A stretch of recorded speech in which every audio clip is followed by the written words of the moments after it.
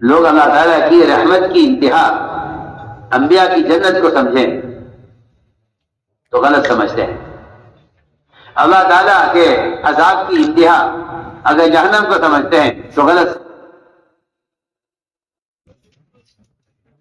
ایسے ہی کائنات میں انسان کے ماں کے رحم سے پیدا ہونے کو اگر یہ سمجھتے ہیں کہ اللہ کی قدرت یہ ہے تو یہ غلط سمجھتے ہیں۔ میں کچھ کہہ رہا ہوں، اگر اس نے چیزوں کے انسانوں کے پیدا ہونے کے لیے کائنات میں کوئی نظام بنا دیا ہے تو وہ نہ اس نظام کے پابند ہیں نہ یہ ان کی قدرت کی انتہا ہے۔ میں پھر لوٹاتا ہوں دوبارہ، اگر اللہ تعالیٰ ساری دنیا کے پچھلے اگلے انسانوں کو ہدایت دے کر ساری دنیا کے تمام انسانوں کو محمد صلی اللہ علیہ وسلم والی جنت دے دیں تو اللہ تعالیٰ کی یہ اللہ تعالیٰ کی رحمت کا ایک ذرہ ہے۔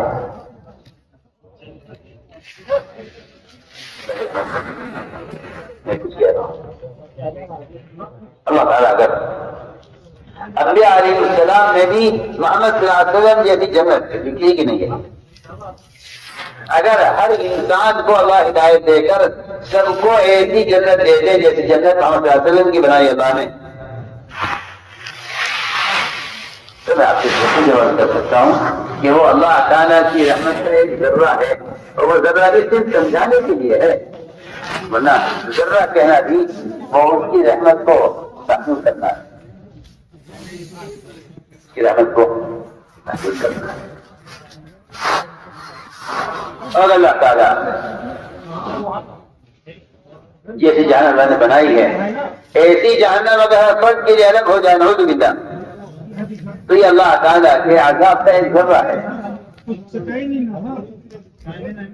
جب ابدی سنو میں کچھ کہہ رہا ہوں اس پر، جب اللہ تعالیٰ کا ابدی نظام جنت و دوزخ کا وہ اس کی رحمت کا اور اس کی عقوبت کا منتہا نہیں ہے تو جو دنیا بنا ہونے کے لیے بنی ہے وہ اس کی قدرت کا منتہا کیسے ہو سکتی ہے؟ سی بات سمجھ رہے میری بات میں کیا کہہ رہا؟ جی ہاں، جو نظام غیبی جنت و دوزخ کا ابدی ہے،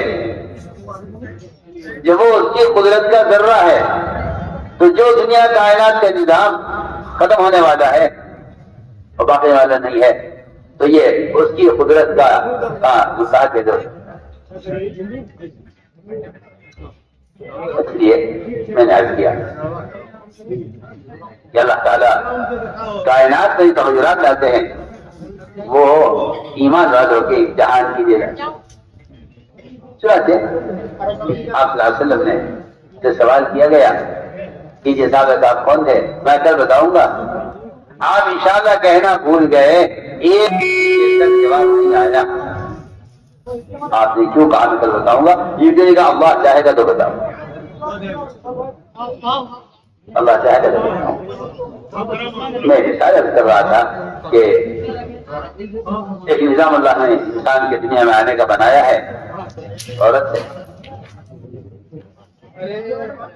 اللہ تعالیٰ اولاد نہیں دیتے، اللہ اپنے حمد سے نہیں دیتے، چار شادیاں کر لیتا ہے مرد اولاد کی تمنا میں، ان چاروں بیویوں کی سگی بہنیں وہ اولاد کی کثرت سے پریشان ہیں اور ان کی سگی بہن ایک آدمی کے نکاح میں ہے، مگر اولاد سے کوئی کمی دونوں میں نہیں ہے، بس صرف اللہ کے امر پر رکھتا ہوا۔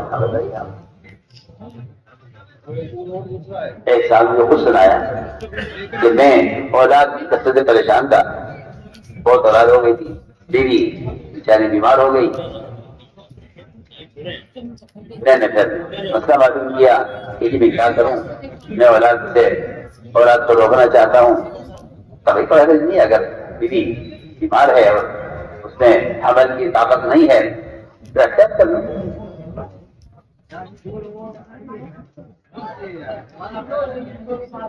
وہ احتیاط نہ ہو سکی اولاد ہو گئی، مجھے خود سنایا انسان کہ میں نے پھر مشورہ کر کے اس کا آپریشن کرا کے میں نے اس کا رحم ہی نکلوا دیا، تاکہ یہ اس طرف سے اطمینان ہو جائے کہ اب اولاد ہونے والی نہیں ہے.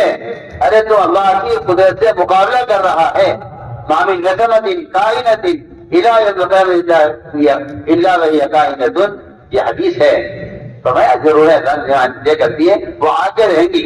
تم کیونکہ خالق کی جگہ بیٹھ کر رزاق بننا چاہتے ہو، اجازت میں اولاد کی کثرت سے تم پریشان ہو، تم فقیر ہو، تم اگر اپنے آپ کو رزاق سمجھتے ہو، یہی وجہ تمہارے اولاد کے روکنے کی ہے.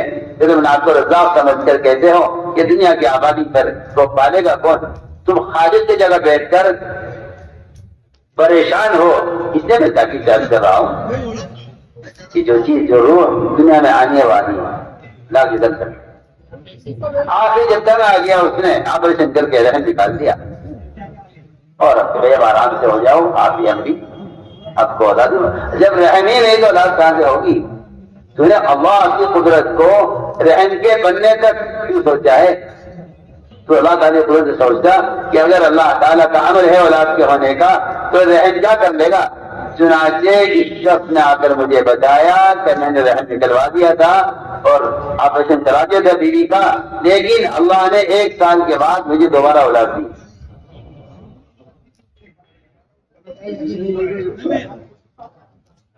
لگائیے میرے تجربے آپ قدرت سے مقابلہ کرتے ہیں. وہ تو جو اسباب کے پجاری ہوتے ہیں وہ قدرت کے انکار کرنے والے ہوتے ہیں. اللہ کی شان. ڈاکٹر بھی حیران، باقاعدہ ڈاکٹر کی ٹیم بیٹھی جس میں سے ایک ڈاکٹر نے یہ کہا کہ ہاں لاکھوں عورتوں میں کوئی ایک عورت ایسی جو ہوتی ہے کہ اللہ تعالیٰ اس کے پیٹ کے اندر 2 رحم رکھتے ہیں. جب تک بڑا رحم نکل نہ جائے چھوٹا رحم ٹکڑا ہوا ایک طرف رہتا ہے، اس کے نکلنے کے بعد وہ کھل جاتا ہے. آپ کے ساتھ یہ ہوا ہے، اسے بتایا کہ جی آپ کے ساتھ یہ ہوا ہے. آپ کے بعد عورتوں کے لاکھوں عورتوں میں سے کوئی ایک عورت ایسی ہوتی ہے اس کے پیٹ میں 2 رحم ہوتے ہیں. آپ کیا کریں گے بتائیے؟ ما قدر اللہ حق قدری. اصل بات یہ اللہ کو ہم نے ایسا جانا ہی نہیں جیسے کو جاننے کا حق تھا. شکلوں نے اسباب نے یعنی قدرت کا تعارف اور اس کا تاثر ختم کر کے رکھ دیا. میں عرض کر رہا تھا کہ اللہ اکبر وما تشاءون میں سارے انبیاء، سارے ملائکہ، سارے اولیاء، سارے صحابہ سب کی چاہت کی نفی الا یشاء اللہ. اگر اللہ نے چاہت ہوگا ورنہ سب کی چاہت. آپ وسلم کی دلی چاہت کی. ابو طالب کلمہ پڑھتے کان میں پڑھتے میرے میں اللہ کیا گواہی دیتے نہ پڑھے زور سے نہ سنائے کفار کو کلمہ مجھے سنا دیں. لیکن ایک محسن چچا ان کی تربیت اللہ کی طرف سے ہلاکت کا فیصلہ ہو رہا ہے. ابو طالب ادھر دوسرے چچا حمزہ کا قابل رکھتی اس کی ہلاکت کی آپ تمنا کر رہے ہیں جو اسے پکڑ کرتے. اللہ تعالیٰ آپ کے چچا کے قابل رکھتی کو ہدایت دے. بتانے کے لیے معاملہ ہمارے ہاتھ میں قرآن میں عجیب ہے. ان کا لا تحقیق بھی ہے، ان کا غیر تحقیق بھی ہے، نبی کے ساتھ بھی ہے، تحقیق کے ساتھ بھی. آپ چاہیں گے دیں گے. اور لا ان کا لذاتی بھی ہے، لا تحقیق بھی ہے کہ آپ بے شک کی طرح ربری کرنے والے ہیں مگر ہدایت ہم اس پہ چاہیں گے. تو ہم نے عرض کیا کہ سبب دادی اختیار کرتا ہے یہ سوچ لیتا ہے کہ کام ہو گیا.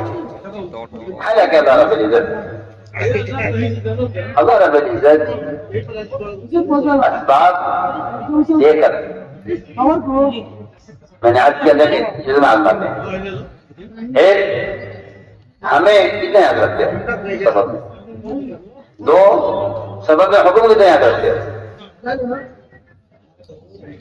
ہمیں یاد رکھنا سبب میں، حکم یاد رکھنا سبب میں. پھر جو کامیابی ملی ہے اسے کتنے منسوخ کرتے ہیں یہ 3 امتحان ہے. چنانچہ میں عرض کر رہا تھا کہ اللہ تعالیٰ نے کائنات کو دو طرح کے اسباب سے بھرا ہے. ایک اسباب زینت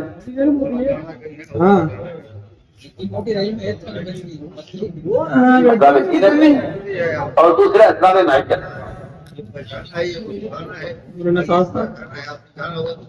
اسباب زینت اسباب معیشت ان سے بھرا ہے کائنات کو.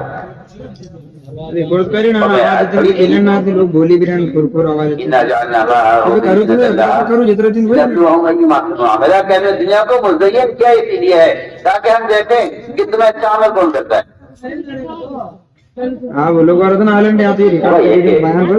تیرے تیرے جانتا ہے تیرے تیرے اللہ تعالیٰ نے سلیمان علیہ السلام کو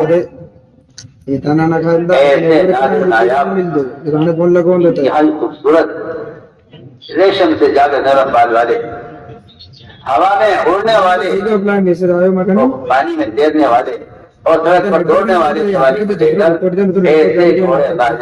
فرمائے سلیمان السلام کو جو نہ اس سے پہلے کبھی السلام اور ان کے جیسے پانی نرم بالوں کو دیکھ رہے تھے. اس کے دیکھتے دیکھتے ذہن پیچھے لگا اور اثر کی نماز قضا ہو گئی.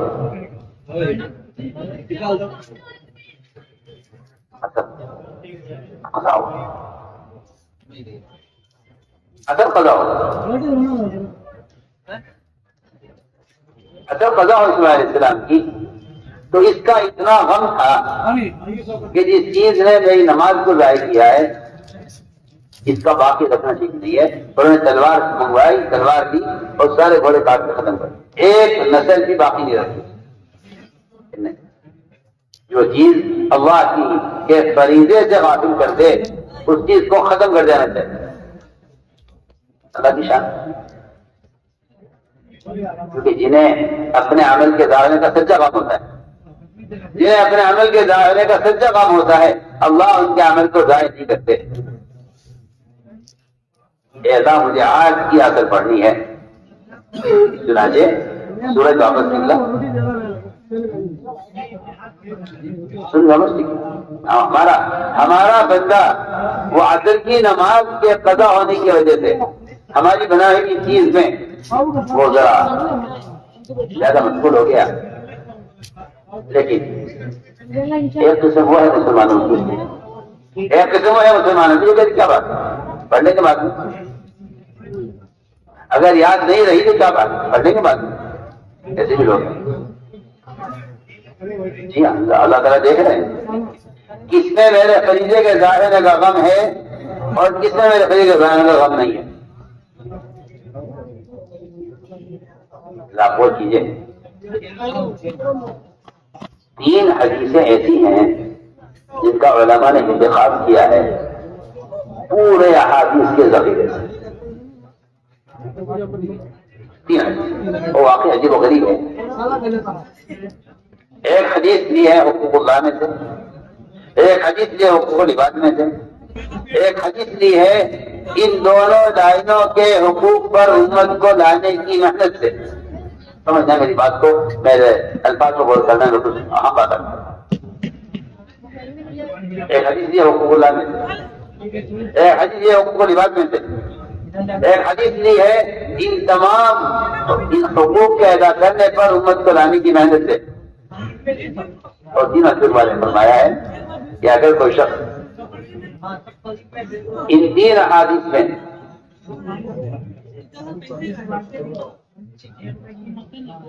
ان 3 کاموں میں غلطی کر جائے تو اس کی پچھلی زندگی کے اعمال بھی برباد ہو جاتے ہیں، اس کی پچھلی زندگی کی محنت بھی ضائع ہو جاتی ہے. پہلی حدیث فرمایا کہ جو شخص عصر کی نماز کو قضا کر دے جان بوجھ کر، فرمایا کہ جو عصر کی نماز قضا کر دے گا اس کی پچھلی ساری زندگی کا اعمال برباد ہو جائے گا.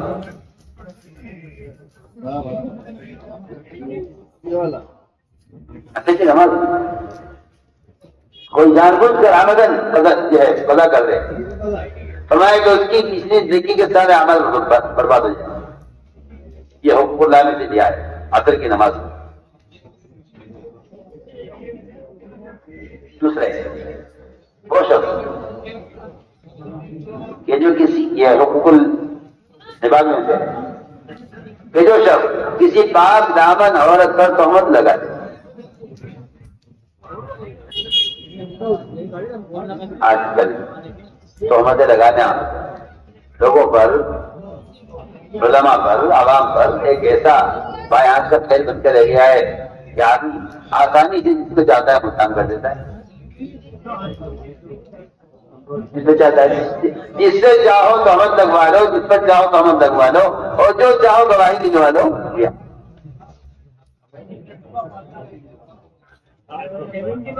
فرمایا کہ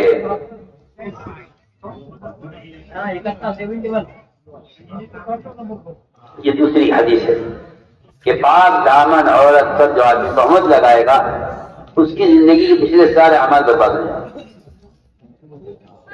اور تیسرا وہ شخص جو اللہ کے راستے میں نکلے، اللہ کے دین کی دنیا میں قائم کرنے کے ارادے سے، اور وہ لوگوں کے لیے راستے کو بند کر دے یا جگہ کو تنگ کر دے. فرمایا حدیث میں کہ اس کا پچھلا سارا جہاد برباد ہو جائے. یہ تین حدیثوں کا انتخاب کیا ہے محدثین نے احادیث کے تمام پورے ذخیرے. تو میں کر رہا تھا کہ عصر کی نماز چلو نبی ہے، ان کو تو کہا جا سکتا ہے کہ بھائی وہ تو آج کل ایک کتنا اور پیدا ہوا ہے مسلمانوں میں کہ وہ تو صحابی تھے میں تو صحابی نہیں ہوں، وہ تو نبی تھے میں تو نبی نہیں ہوں. یہ نہیں گویا کہ یہ سمجھتے ہیں کہ دین کا جو دین کے حکم جو درجہ صحابی کے لیے ہے یا تابعی کے لیے ہے یا ولی کے لیے ہے یا کسی بزرگ کے لیے ہے، وہ میرے لیے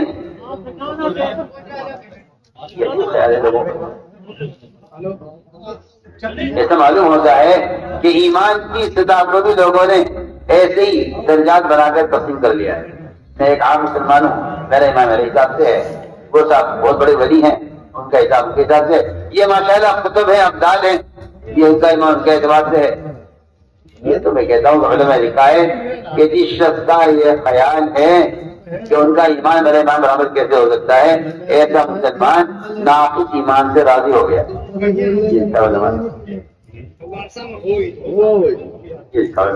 کہ ایسا مسلمان ناقص ایمان سے راضی ہو گیا. تو میں عرض کر رہا تھا کہ اسماعیل علیہ السلام کی یاترا قضا ہو، لیکن غم ہوا اس کا یاترا قضا ہو گئی ہے.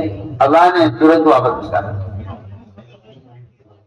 ادھر ایک صحابی 50,000 کا باپ جس پر ان کے پورے خاندان کا گزارا تھا، وہ نفل نماز پڑھ رہے تھے باپ کے اندر. اس نفل نماز کے پڑھنے کے دوران اچانک نظر پڑی پرندے پر. ایک روایت میں ہے کہ اس کو نکلنے کا راستہ نہیں مل رہا تھا، اور ایک روایت میں ہے کہ وہ انگور کی بیل سے انگور کھانے کا جو خوشنما منظر انہوں نے دیکھا، اس کو دیکھنے میں لگے. یاد نہیں رہا کہ نفل کی کون سی رکعت. آج کل کا کوئی مولوی وہاں ہوتا ہمارے جیسا تو یہ کہہ دیتا کہ بھائی تو نفل ہے، کوئی فرض تو ہے نہیں، کہ اس سے پریشان ہو رہے ہو. اگر تمہارا غالب گمانی ہے کہ 3 رکعت ظہر پڑھ لو، اور غالب گمانی ہے کہ 4 سلام پھیر لو، اور کر لو، اور یہ نفل نماز ہے. اللہ اکبر. اسماعیل علیہ السلام نے فرض نماز کے لیے دیا، زینت کے گھوڑوں کو ذبح کیا ہے. یہاں ایک صحابی نے نفل نماز کے لیے اپنی ضرورت کے باپ کو چھوڑا ہے. آپ اندازہ کریں محمد صلی اللہ علیہ وسلم نے کس سطح پر اپنے صحابہ کو اعمال میں کس سطح اٹھایا. اعمال میں آپ نے اپنے صحابہ کو کس سطح پر اٹھایا تھا کہ اگر وہاں صلی اللہ علیہ السلام گھوڑے کاٹ رہے ہیں جو زینت کے لیے تھے، محض اثر کی نماز کے لیے فضا ہونے کی وجہ سے، اور 2 سورج واپس آیا ہے. اور یہاں محمد صلی اللہ علیہ وسلم کا ایک ساتھ 50,000 کا وہ باغ جس پر ان کے خاندان کا گزارا تھا، اس باغ کو اس لیے چھوڑا ہے کہ اس باغ کی وجہ سے نئی نبی نماز میں خلل پیدا ہوا ہے۔ آپ ذرا غور کر لیں، کتنی نمازیں ظہر کی، عصر کی، مغرب کی اس طرح گزر جاتی ہیں ہم سے کہ میں دکان کے برابر میں مسجد ہے، مائک لگا ہوا مجھے نہیں۔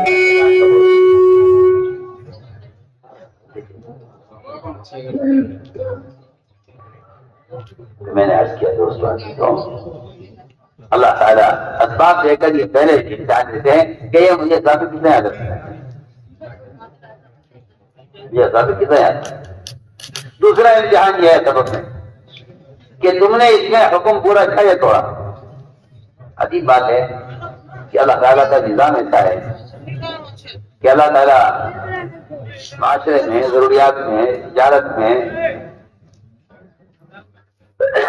کھانے پینے کی چیزوں میں، ان تمام چیزوں میں اللہ تعالیٰ کا نظام یہ ہے کہ اللہ تعالیٰ جس چیز سے روکتے ہیں کہ یہ نہیں کرنا ہے، اس میں سہولت پیدا کرتے ہیں، اور جس چیز کے کرنے کا حکم دیتے ہیں کہ یوں کرنا ہے، اس میں رکاوٹیں پیدا کرتے ہیں۔ سنیے تو صحیح، آپ ایسا نہیں ہے کہ مسلمان حرام کا لقمہ لے دو حلق میں ڈل جائے تو حلال کھائے تو ڈل جائے۔ ہم دیکھنا چاہتے ہیں اگر ہم حرام کی شکلوں کو آسان کر دیں، جھوٹ، غبن، ملاوٹ، ہم ان شکلوں کو آسان کر دیں۔ ہم دیکھنا چاہتے ہیں مسلمان حرام شکلوں کو باوجود سہولت کے اور باوجود مال کی بہتات کے نظر آنے کے مسلمان نے چھوڑتا یا نہیں چھوڑتا، اور ادھر حلال راستوں میں، سنتوں کے اہتمام میں ہم رکاوٹیں پیدا کریں گے۔ مسلمان کے سر سے لے کے پیر تک اس کے حجی کی سنتیں، اس کی داڑھی کی سنتیں، ہم اسے رکاوٹیں پیدا کریں گے، قوانین لائیں گے، ہم لائیں گے قانون۔ ہم یہ دیکھنا چاہتے ہیں کہ تم اس کے خلاف کیا کوشش کرتے ہو۔ امتحان ہے، میں تو بہت بنیادی بات کر رہا ہوں، کیونکہ یہ مزاج مسلمانوں کا عالمی سطح پر بن چکا ہے کہ جتنے دین پر چلنے کی سہولت ہو اتنا اختیار کرو، باقی چھوڑ دو۔ اور اتنے بے وقوف ہیں آپ درجے کے جو کہتے ہیں کہ جاج اپنی دعوت کہ بھائی اس آیت کا مطلب تو یہی تو ہے کہ اللہ نے تمہیں اس کا مکلف ہی نہیں کیا جس کی تمہیں دعوت میں، جو کر سکتے ہو کرو۔ حالانکہ لا یکلف اللہ نفسا الا وسعہا، اس کا کہیں سے کہیں تک مطلب یہ نہیں ہے کہ جو آپ کر سکتے ہیں کیجیے، جو آپ نہیں کر سکتے چھوڑ دیجیے، اس کا مطلب ہے کیجیے۔ لا یکلف اللہ نفسا الا وسعہا، اس کا مطلب یہ ہے کہ ہم نے انسان کو جن کاموں کا مکلف کیا ہے ہم نے اس میں اس کے کرنے کی طاقت رکھی ہے۔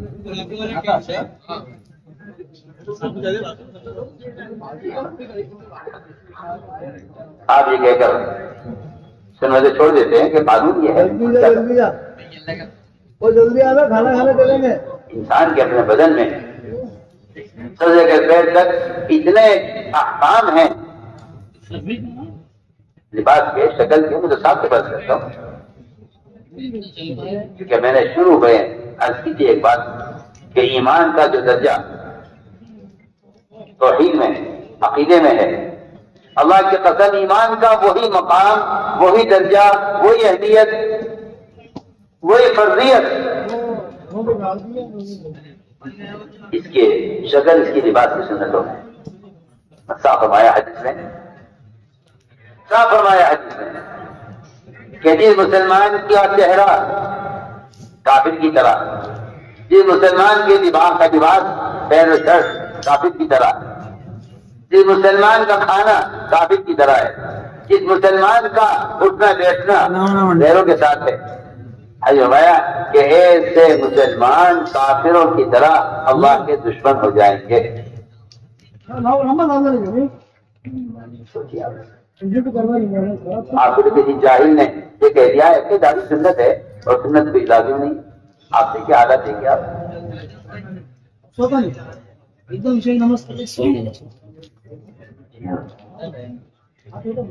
یہ بیماری ہے.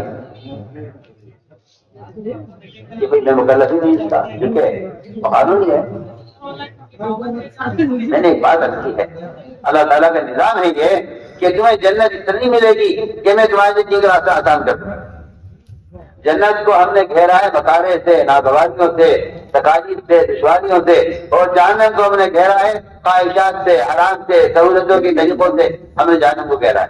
جو آدمی سہولت کے راستے پر چلے گا, خواہش کے راستے پر, اس کے لیے جہنم کا راستہ ہے. جو تکالیف کے راستے پر چلے گا اس کے لیے جنت کا راستہ ہے, جنت کا وعدہ ہے.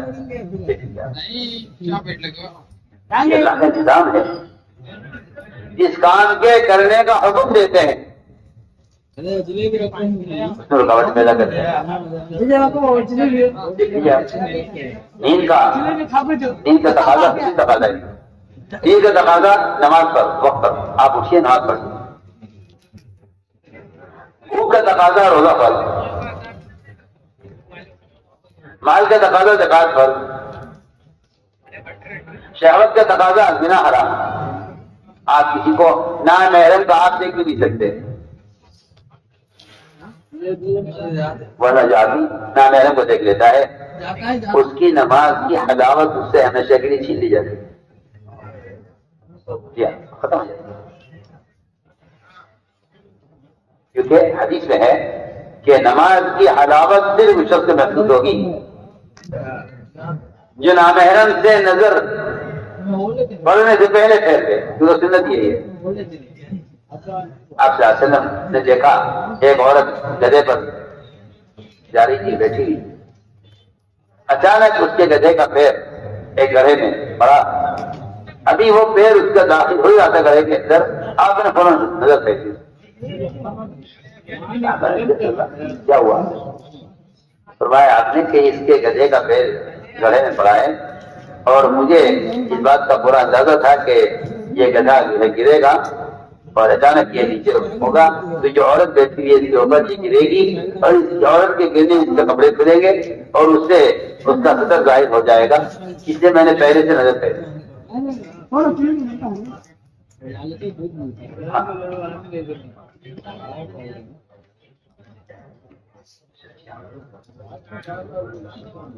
جو لوگ تصاویر یا نامحرموں کو دیکھتے ہیں وہ چاہے رکوع سجدے زبردستی کو کرنے کو کر لیں, لیکن نماز کی حلاوت اور اللہ کا قرب اور صفت احسان کی وہ بھی ان کو نہیں آتی کہ اللہ کو دیکھتے بس. ٹھیک ہے, اللہ تعالیٰ کی طرف سے جو بھی خیر ملتی ہے اس خیر کے حاصل کرنے کے لیے ایک عملی مجاہدہ ہے. ایک عملی مجاہدہ. تو میں نے عرض کیا کہ اللہ تعالیٰ کا نظام ہے یہ, ہمیں کسی کا حکم دیں گے اس کی ہم ایک چیز کا حکم دیں گے اس کو رکاوٹ پیدا کریں گے, اور ایک چیز سے روکیں گے اور اس سے سہولت دیں گے. دیکھیے اصحاب السبت پر اللہ تعالیٰ نے ہفتے کے دن شکار کسی کا حرام کر دیا. اب اگر شکار حرام کر دیا تو اللہ تعالیٰ نے مچھلیوں کو سمندر کی تہ میں نہیں چھپا دیا کہ سمندر کی تہ میں چھپ جائے مچھلیاں تاکہ شکار نہ کر سکے, حرام سے بچے. اللہ تعالیٰ نے ساری مچھلیوں کو ہفتے کے دن پانی کی سطح پر جمع کر دیا.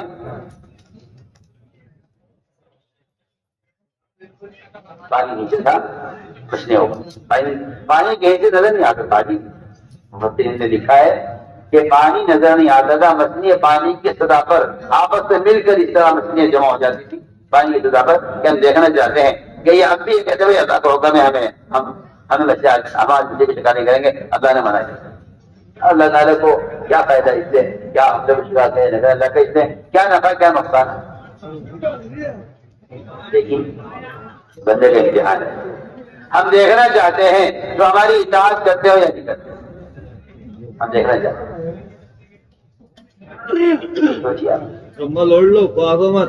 مسلمان یہ سوچتا ہے کہ جس کام میں رکاوٹ اس کو چھوڑ دو, اگر وہ رکاوٹ ہے جو رکاوٹ اسی کام میں آئے گی اسے کرنا ہے. اور سہولت کام پیش آئے سے کرنا نہیں ہے. آپ سے بالکل واضح طور پر کر رہا ہوں، قرآن سے بھرے ہوئے ہیں. ان مع العسر یسرا، ان مع العسر یسرا. اس تکرار کا مطلب ہی یہی ہے کہ جو کام کرنے کے ہیں اگر تم نے، ہم اس کے اندر جو ہے دشواریاں پیدا کریں گے، رکاوٹیں پیدا کریں گے. اگر تم نے اس دشواری میں، رکاوٹ میں اس کام کو کر لیا تو آگے اس طرح کا وعدہ ہے کہ وہ ہمارے لیے آسانی پیدا کرے گا.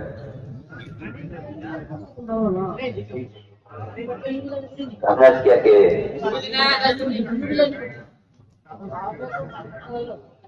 اللہ رب العزت اسباب میں آزما کر دیکھتے ہیں کہ حکم کتنا پورا کریں.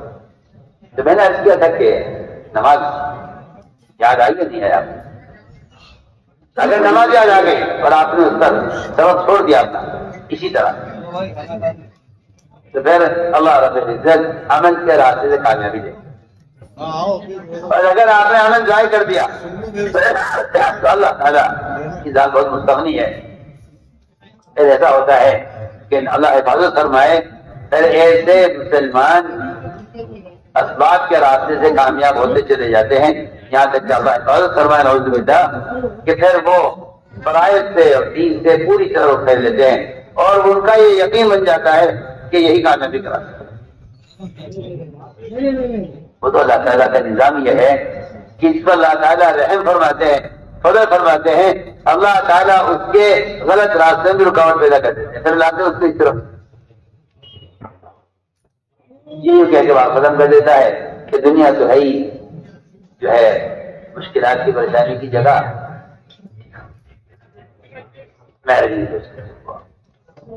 میں نے اب تک جو عبادت کی ہے وہ یہ سمجھانے کے لیے کی ہے کہ اللہ تعالیٰ عقیدے میں ایمان کو کس طرح آتا ہے، احکام میں کیسے آتا ہے.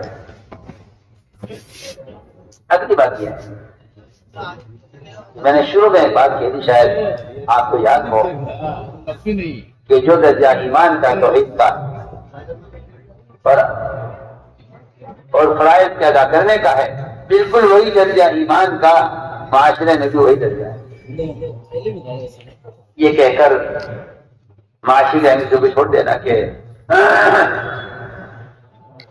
آج کل عجیب فتنہ پیدا ہوا ہے مسلمانوں میں. وہ جو کہتے ہیں نہیں یہ سنت ہے، آپ اس پر اتنا زور نہ دیجیے، فرائض پر زور دیجیے، وہ فرض ہے، یہ سنت ہے. ہاں یہ زمانے کا فتنہ ہے اور بہت جاہل قسم کے لوگ، بہت جاہل قسم کے ان پڑھ بالکل، وہ اس فتنے کے اصل پیدا کرنے والے ہیں. بالکل ان پڑھے، ان کی سیرت پر اور حدیث پر ان کی کوئی نظر نہیں.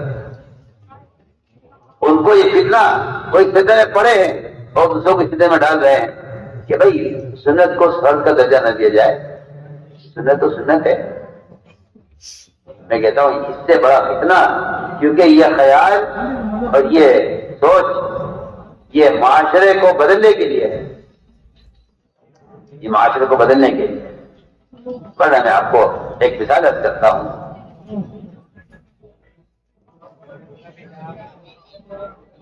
صحابہ کرام نے یہ دیکھا کہ جب یہ کفار جنگ سے فارغ ہو جاتے ہیں تو یہ اپنے ہتھیار درخت کو لٹکا دیتے ہیں. صحابہ کو اچھا لگا وہ کہ اس میں ہتھیاروں کی حفاظت بھی ہے اور سہولت بھی ہے اپنے لیے، طریقہ ان کا ہے.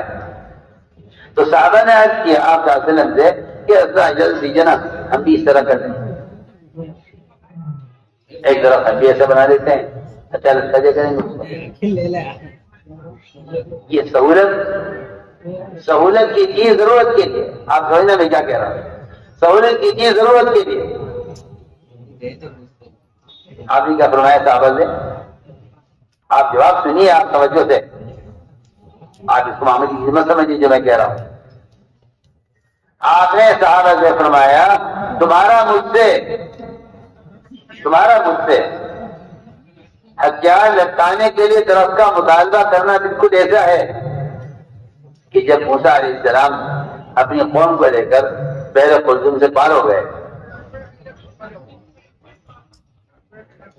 اور بنی اسرائیل آپ کے ساتھ جو نجات پا گئے، فرعون غرق ہو گیا، تو وہاں سے گزرتے ہوئے ان کی نظر پڑی کچھ لوگوں پر جو ہے خود کی پوجا کر رہے تھے. تو بنی اسرائیل نے کہا موسیٰ علیہ السلام سے اجعل لنا الہا کما لہم آلہہ، ہمارے لیے بھی ایک ایسا بت کر دیجیے، بنا دیجیے جیسا ان کے لیے بت ہے، تاکہ ہم ان کی پوجا کریں.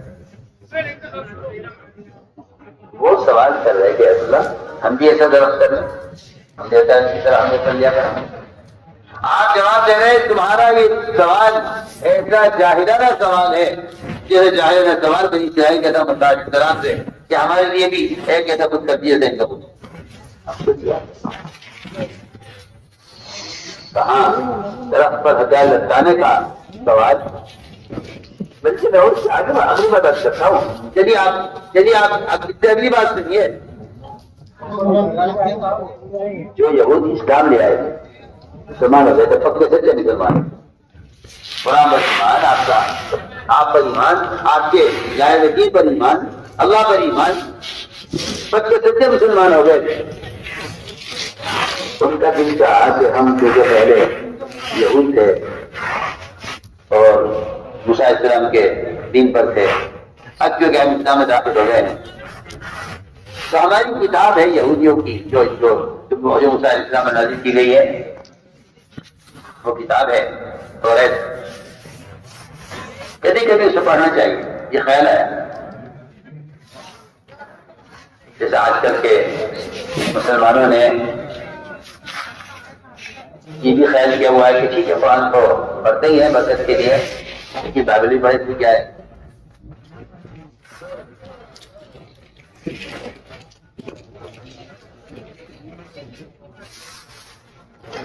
یہاں تک میں آپ سے عرض کرتا ہوں کہ اگر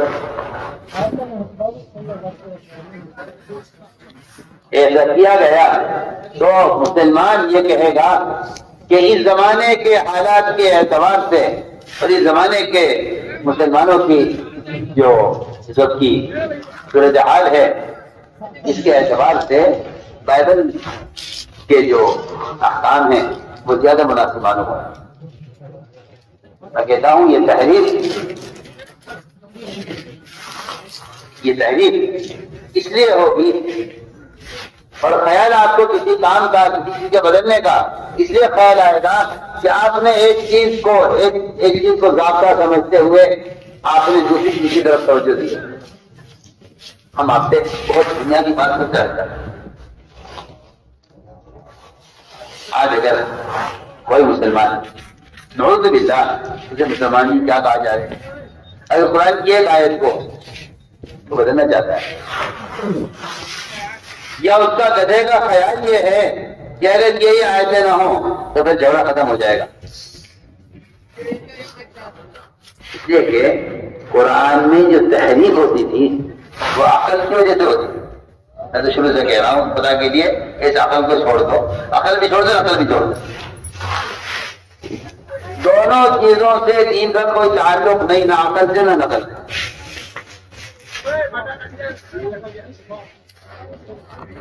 اگر مرد صحیح کرنے میں حضرت حاجرہ کی نقل کریں تو حکم ہے، اور اگر عورتیں حضرت حاجرہ کی نقل کریں تو گناہگار ہو. کیونکہ شریعت کا مدار نہ عقل کرے نہ نقل کرے.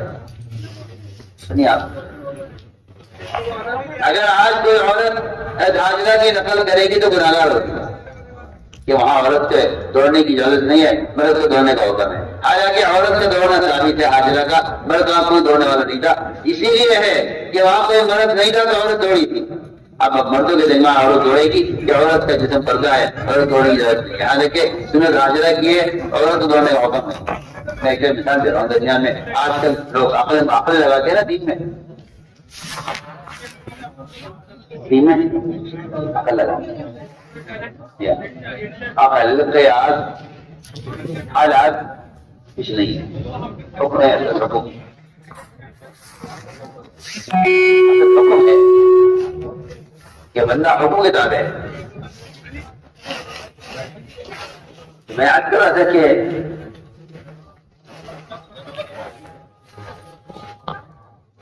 اللہ تعالیٰ حکم لاتے ہیں حکم کا پورا کرنا اصل ہے، ورنہ یہ دین میں تحریر کر لیتے ہیں بھی عمل سے۔ چنانچہ میں عرض کر رہا تھا کہ کیا مسئلہ پیش آیا، آپ کو ناگواری کس چیز سے یہ بتائیے۔ سارا حسن تمہیں کرتا عمر آج اگر مستعار اسلام زندہ ہو کر آ جائیں، ان کے لیے کوئی نجات کا راستہ نہیں اس کا میرے طریقے کے۔ اگر تم کے طریقے پر عمل کیا تم گمراہ ہو جاؤ گے، تم نے اپنے طریقے پر عمل کیا تو وہ کامیاب نہیں ہو۔ میں کر رہا ہوں کہ تلاوت اور اس پر حکم نازل ہوا کہ اسلام کو بڑے داخل ہو جاؤ۔ ادھر عاشورہ کا روزہ حالانکہ ایسی عبادت ہے جو نظر نہیں آتی۔ عاشورہ کا روزہ جائیے، عاشورہ روزہ کیوں رکھتے ہیں؟ پورے یوں رکھتے عاشورہ کا روزہ کیوں رکھتے ہیں؟ یہ دن ہے، اس دن ہمیں فرعون سے نجات ملی تھی تو ہم اس کے شکرانے میں ایک روزہ رکھتے ہیں۔ فرمایا صحابہ سے کہ ہم زیادہ حقدار ہیں شکر کے، اللہ کو شکر ادا کرنے کے، لہذا ہم ان کی مخالفت میں 2 روزے رکھیں۔ سوچیا جب روزہ جیسی عبادت جس کے لیے جنت کے داخلے کا دروازہ ہی الگ ہے، بابر ریان جس کے بارے میں فرمایا سارے اعمال کا بدلہ اللہ تعالیٰ فرشتے دلوائیں گے، روزے دار کو بدلہ خود اپنے ہاتھ سے دیں گے، بلکہ فرمایا اتنے بھی آگے انا اجزا بھی کہ روزے دار کو میں اپنے آپ کو کیا حوالے کروں، سب کو تو اعمال کا بدلہ دیں گے اپنے خزانے سے، اور روزے دار کے اللہ تعالیٰ خود روزدار کے ہو جائیں گے۔ ایسی عبادت فرمایا کہ اس عبادت میں بھی ہمیں یہود کی مخالفت کرنی ہے۔ سوچیے آپ، یہاں تو شکل میں، لباس میں، کپڑوں میں، شادیوں میں، کھانے میں، کمانے میں، گھر بنانے میں، تمام تقریبات میں سب میں یہودیوں کے طریقے ایسے جزوے زندگی بن کر رہ گئے۔ اور کیا کہتا ہے گدھا کہیں کا، جو کہتا ہے سنتی تو ہے، چھوڑ دو نا، کیا بات ہے، فرق تھوڑی۔ اللہ معاف فرمائے،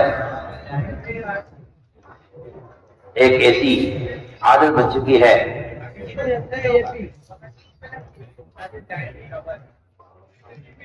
یہود و نصارہ کے طریقوں کی، حضرت فرماتے رضی اللہ تعالیٰ کہ جو سنت بھی تم چھوڑو گے اس کے مقابلے میں ضرور یہودیوں کا طریقہ اختیار کرو۔ یقینی بات ہے۔ اب سنت طریقے سے کھانا ختم، ٹیبل لگی ہوئی ہے، سوال ایسا بے وقوف ہے، سوال کیا کرے گا کہ ٹیبل کھانا حرام ہے؟ بتائیے آپ، حرام ہے؟ آپ جو ٹیبل کھانا منع کرے حرام ہے؟ ایسا معلوم ہوتا ہے کہ دین گرتے گرتے گرتے گرتے حرام پر آ کر رکھا ہوا ہے۔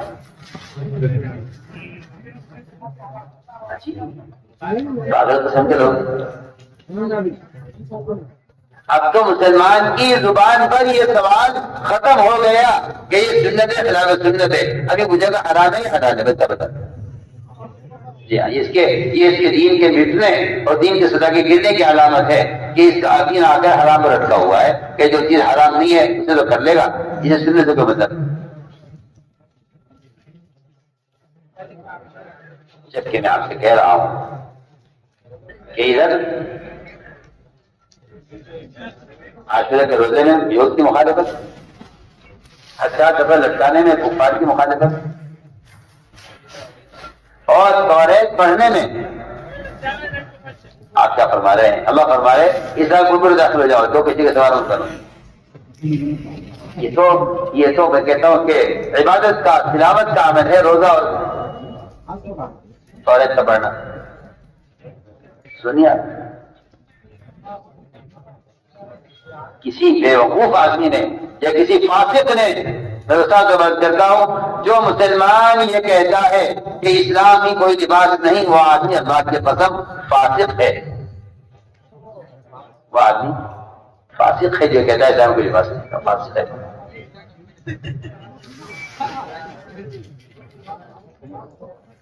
آپ یہ سمجھتے ہیں کہ آپ کی نماز اور عبادت اور ذکر و تلاوت اسلام پھیل جائے گا؟ میں تو شروع بات کر چکا ہوں، اسلام کی جاذبیت معاشرے معاملات اور اخلاق میں ہے، وہ جاذبیت کسی عبادت میں نہیں۔ ایسا کہیں بھی مجھے نہیں ملا کہ اغیار آقا صلی اللہ علیہ وسلم کی نماز کو دیکھ کے ذہن کی طرف آئے ہوں۔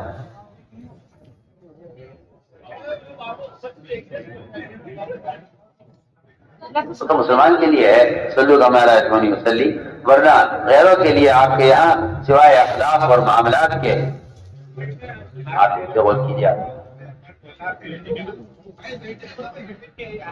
تو میں نے عرض کیا کہ یہ ایک طریقہ بن چکی ہے، سب یہ سنت ہے، فروخت ہے، آپ کی اس پر حساب کر رہے ہیں۔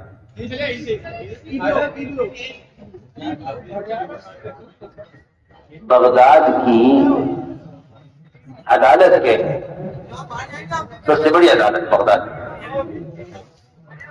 اور اس کے سب سے بڑے قاضی خدا، سب سے بڑے جج قاضی یوسف، وزیر آیا، وزیر سے دوستی تھی بہت، وہ آیا ملاقات کے لیے، اس کی دعوت کی، کھانا تیار کرایا اس کے لیے۔ وزیر سے بے تکلفی تھی، بادشاہ سے جو ہے وزیر کی بے تکلفی تھی قاضی ابو یوسف سے، تو وزیر نے پوچھ لیا قاضی صاحب سے کہ کھانے میں کیا بنایا ہے؟ تو قاضی ابو یوسف افغانی نے حدیث پڑھی، کان رسول اللہ صلی اللہ علیہ وسلم یحب الدباء، کہ آپ صلی اللہ علیہ وسلم کو لوکی پسند تھی، میں نے آج کی لوکی تیار کرائی۔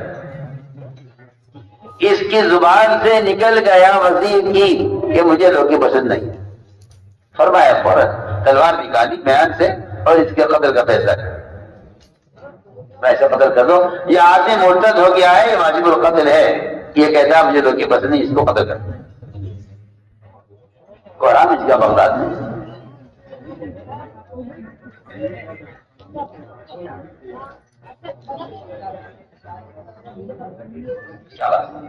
اس نے کہا مجھے لوکی پسند نہیں۔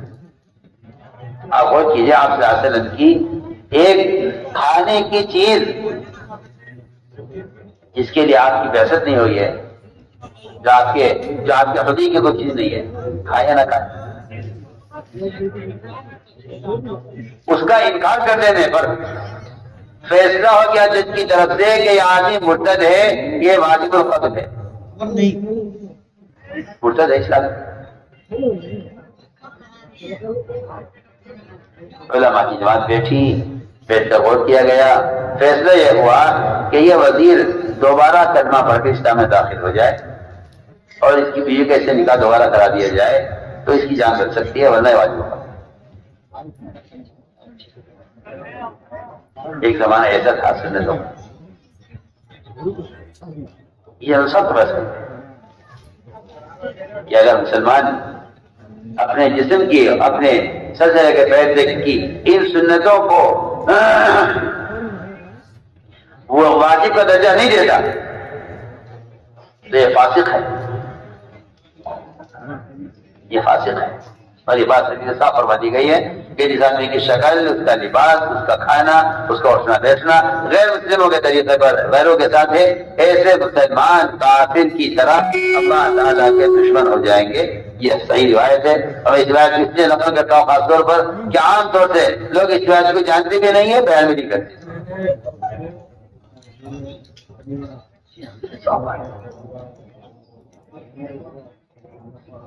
مسلمان اتنا مزین تھا سر سے لے کے پیر تک سنتوں سے کہ دور سے دیکھ کر کہا جاتا ہے مسلمان ہے۔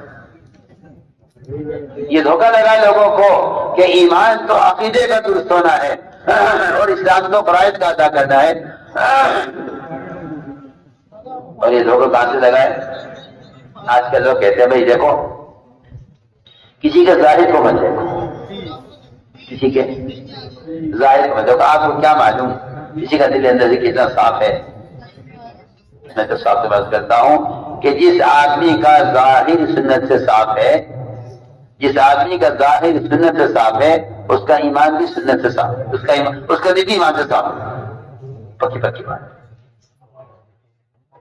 مانتے تھے کہ جب مسلمان کو غیر مسلموں کے طریقے اچھے لگنے لگے اور سنتوں پر عمل کرنے سے یہ کترانے لگے تو سمجھ لینا کہ ان کے دل میں کفر نے جڑیں جما دی،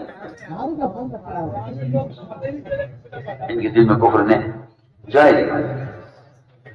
جب مسلمان کو غیروں کے طریقے اچھے لگنے لگے اور سنتوں پر سنتیں انہیں معیوب لگنے لگے تو سمجھ لینا کہ کفر نے ان کے دل میں جڑیں جما دی ہیں۔ یہ تو میں کہتا ہوں اتنا بڑا شیطان نے دھوکہ دیا ہے کہ میں تو تہجد پڑھتا ہوں، میں تو ذکر کرتا ہوں، اور میں تو بیعت فلاں سے بیعت ہوں، اور میں تو یہ اعمال کرتا ہوں۔ آپ کو کیا معلوم میری تنہائی کیسی ہے؟ آپ میرے ظاہر کو دیکھ رہے ہیں، صرف لباس سے شکل کو دیکھ رہے ہیں۔ آپ میرے ظاہر کو مت دیکھیے۔ اور پھر اس پر اتنا ہی نہیں ہے بلکہ کہتے ہیں کہ فرمایا حضور اکرم صلی اللہ علیہ وسلم نے کہ بھائی دل کا حال تم کیا جانو۔ سنیے تو صحیح میری بات آپ غور سے، یہ حدیث دل بن گئی ہے ایسے لوگوں کے لیے کہ بھائی کسی کے ظاہر کو مت دیکھو، دل کا حال نہ جانتے ہیں۔ دل کا حال کہ دل کا حال، یہ دل کا حال سے اس کے حلیے سے نظر آ رہا ہے، صاف بات۔ اگر اس کے دل میں محمد صلی اللہ علیہ وسلم سے محبت اور آپ پر یہ ایمان لاتا، اگر یہ آپ پر ایمان لاتا تو اس کے حلیے سے سنت ظاہر ہوتی، صاف بات ہے۔ اس کے حلیے سے سنت ظاہر ہوتی۔ اسی لیے اللہ تعالیٰ غیر رحمت فرمائے، جبرت فرمائے، شیخ حدیث کے فرماتے ہیں کہ اگر کوئی شخص اتباع سنت پر نہیں ہے اور محمد صلی اللہ علیہ وسلم سے محبت کا دعویٰ کرتا ہے تو فرمایا جھوٹا ہے، دعوے میں جھوٹا ہے، یہ دعوے میں جھوٹا ہے۔ اس لیے آپ صلی اللہ علیہ وسلم کی شکل دکھلائی جائے گی، انہیں پہچانتے ہو؟ قبر میں آپ کو صرف وہ پہچان سکے گا جو دنیا میں آپ کی حیثیت اور آپ کی شکل پر، ورنہ حقیقت میں نہیں جانتے۔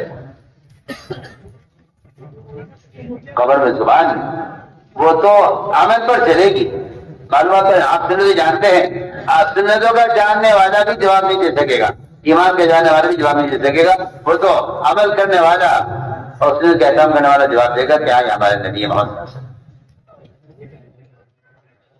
تو ہم نے عرض کیا کہ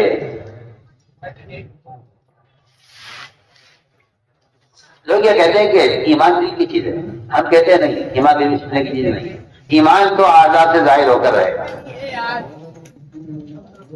غلطی کہاں سے ہوئی ہے؟ ایک کافر نے حضرت مقداد پر حملہ کیا، ان کے ہاتھ کاٹ دیا، حضرت مقداد تلوار نے اس کے پیچھے کیا، جب تلوار اس کے سر پر آئی کافر کے، اس نے کہا کہ تو دائرہ ہے۔ آپ نے فرمایا کہ مقداد تم دل کا حال کیا جانو، تو اس کے دل میں کیا تھا؟ آپ سوچئے، اس کو مسلمان نے اپنے سنتوں کے حلیے سے آزاد ہونے کی دلیل بنایا ہے کہ ایمان دل کی چیزیں ظاہر سمجھ ہے۔ کتنی میں کہتا ہوں کہ اس کی بے وقوفی کی سوچ، اس لیے میرے دوست صاف ستھرا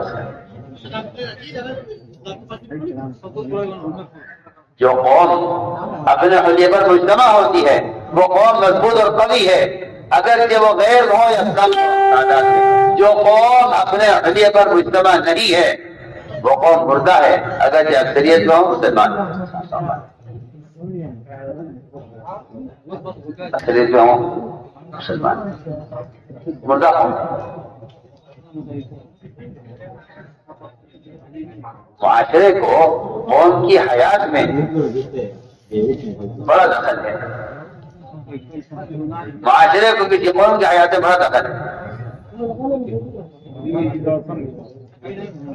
اس لیے ہم تاکید سے عرض کر رہے ہیں کہ یہ ذہن سے نکال دیا جائے کہ بنیاد اسلام والا 50 اسلام 5 فاصلوں کا نام ہے، وہ تو بنیاد ہے اسلام کی، سواد سے عمارت کا ہے، سواد سے عمارت کا ہے، آپ غور کریں گے۔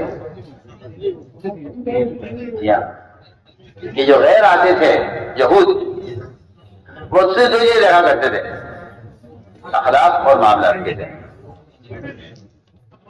سری میں سانہ نے حضور اکرم صلی اللہ علیہ وسلم کو بطور قرض مال پیش کیا اور اس قرض کا مطالبہ وقت دینی سے پہلے کیا، کیونکہ سری میں سانہ حضور اکرم صلی اللہ علیہ وسلم کی صفات، آپ کا حلیہ، آپ کی بعثت کا زمانہ، یہ سب کچھ پڑھ کر آئے تھے اپنی کتابوں میں۔ اس سے کتاب میں لکھا ہوا تھا ان کی کتابوں میں کہ ایک صفت ان میں یہ ہے کہ انہیں جتنا ستایا جائے گا اتنا ان کے اندر صبر و تحمل اور بردباری کی زیادہ ہو۔ جب آئے آپ کے پاس آ کے دیکھا آپ کو تو آپ کو حدیث سے پہچان گئے کہ ہاں آپ نبی ہو سکتے ہیں، لیکن اصل چیز دیکھنی یہ تھی کہ آپ کے اندر صبر اور علم کتنا ہے، برداشت کتنا۔ میں بہت اہم عادت کر رہا ہوں، مسلمان جب اس پر غیروں کی طرف سے کوئی اذیت یا کوئی تکلیف یا کوئی نقصان پیش آتا ہے تو یہ سب سے پہلے اپنے آپ کو مظلوم سمجھ کر مقابلے پر آ جاتا ہے۔ حالانکہ یہ بات میری آپ یاد رکھیے گا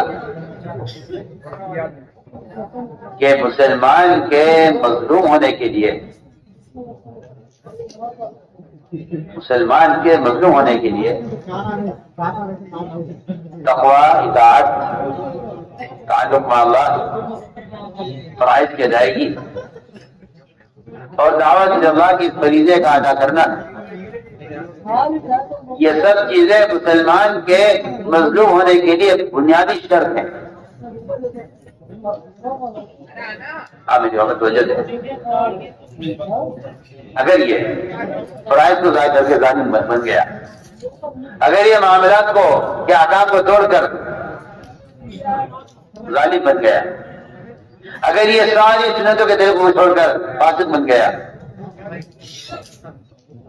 تو پھر اس کو ظالم کہا جائے گا، اس کو مظلوم نہیں کہا جائے گا۔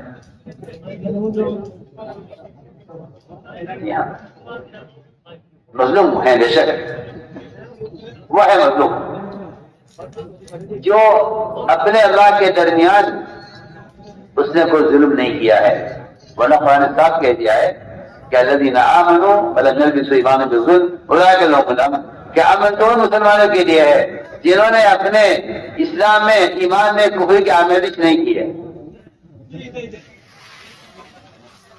ورنہ مسلمان اپنے آپ کو حالات کے اعتبار سے مظلوم سمجھتا ہے، حالانکہ اللہ کے احکام کا ضائع کرنے والا ظالم ہے۔ جب مسلمان احکام ضائع کرتا ہے تو اللہ تعالیٰ کسی بھی مخلوق کو سب سلط کر دیتے ہیں۔ اس لیے فرمایا کہ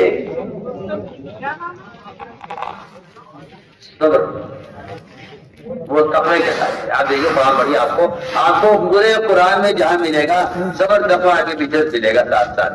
انہوں میں تقوی پھر ویسے پھر بدل تقو کہ صبر تو کرے مگر تقوی کے ساتھ، ورنہ چور صبر کرتا ہے پولیس کی پٹائی پر، وہ بندہ نہیں رہ سکتا، نہتا ہے، بندہ نہیں رہ سکتا، کمزور ہے۔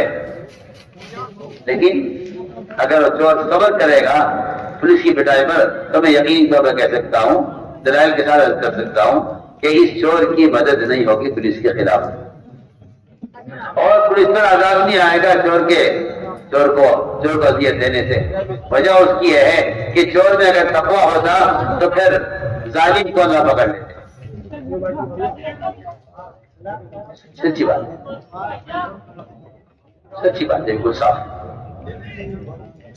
آدمی اپنے اللہ کے درمیان اپنے آپ کو ظالم نہیں سمجھتا، اپنے مخلوق کے درمیان اپنے آپ کو مظلوم سمجھتا ہے۔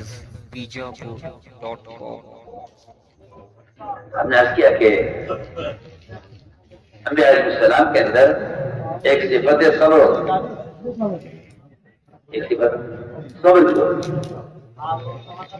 وہ صبر یہ ہے کہ اگر یہ ہمیں آزمانے کے لیے ہمیں ستائیں گے تو ہم صبر کریں گے، آپ صلی اللہ علیہ وسلم نے خود ہی صبر کیا. دیکھ لیجیے آپ 13 سال مکہ مکرمہ کے جن اذیتوں میں گزرے ہیں، کہاں جا کر مقابلے کی اجازت ملی ہے؟ نبوت کا اکثر وقت مقابلے کا نہیں ہے، اکثر وقت مقابلے کا نہیں ہے، کیونکہ جب باقی اذیتیں دینے میں اپنی حد کو پہنچ جائے گا تو مغلوب ہوگا.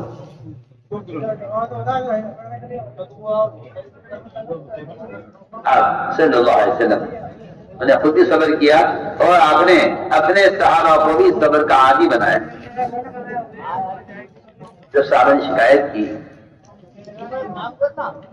یا رسول اللہ یہ حالات کب تک ہوں؟ تو آپ نے نہیں فرمایا کچھ دن کی بات ہے، آپ نے فرمایا کہ تمہیں اگر ان اذیتوں پر تمہیں صبر نہیں ہو رہا ہے تو پچھلوں کی اذیتیں یاد کرو. تم سے پہلے انبیاء علیہ السلام کو آروں سے چیر دیا گیا ہے، ان کے لوہے کی کنگھیوں سے اور لوہے کے کانٹوں سے ان کے جسم کے گوشت کو نوچ کر کھرچ کر ہڈیوں سے الگ کر دیا گیا ہے. یہ آپ نے بیان فرمایا صحابہ کے سامنے کہ تم ان حالات میں بے صبرے ہو رہے ہو. تو میں نے عرض کیا کہ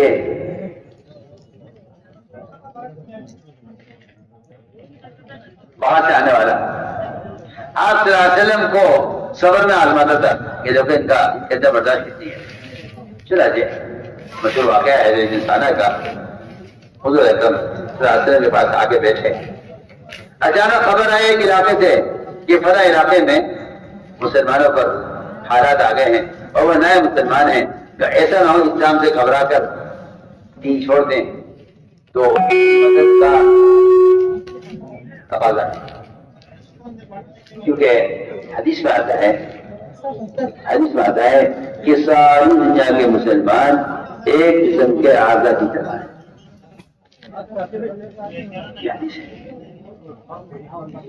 مسلمان ایک جسم کے اعضاء کی طرح ہے، یہ حدیث ہے. اور اس حدیث کا مطلب عام طور سے یہ لوگ جانتے ہیں، یہ بیان کیا جاتا ہے کہ بھئی اگر مسلمان کے کسی ملک میں، کسی طبقے میں، کسی حلقے میں، کسی علاقے میں، کسی محلے میں مسلمانوں کو کوئی مصیبت آ جائے، کوئی آفت آ جائے، کوئی پریشانی آ جائے، تو باقی مسلمانوں کو ان کی تکلیف سے اس طرح متاثر ہونا چاہیے جس طرح ایک آدمی کے پیر کے انگوٹھے میں زخم ہو جائے تو پھر پورا بدن اس سے بخار میں آ جاتا ہے، یا پورا بدن اس کا اثر پڑتا ہے، یا پوری رات کو نیند نہیں آتی. میں ایک مثال عرض کر رہا ہوں حدیث کہ مسلمان کے لیے ایسا ہے کہ ایک انسان کے پیر میں زخم ہو جائے تو پورا بدن متاثر ہوتا ہے. اس طرح ایک علاقے کے مسلمانوں پر اگر فاقہ آ جائے، سیلاب آ جائے، تنگی آ جائے، زلزلہ آ جائے، کوئی وبا میں پیدا ہو جائے یا کوئی مصیبت ان پر آ جائے، اس کے لیے ساری دنیا کے مسلمانوں کو اس طرح متاثر ہو جانا چاہیے. کوئی شک نہیں ہے، اس میں کوئی شک نہیں ہے. میں کچھ کہنا چاہتا ہوں اس حدیث کا. شک کی زمانے میں آپ دیکھ لیجیے مسلمانوں کے ایک حصے پر یہود نے جو مظالم ڈھائے ہوئے ہیں،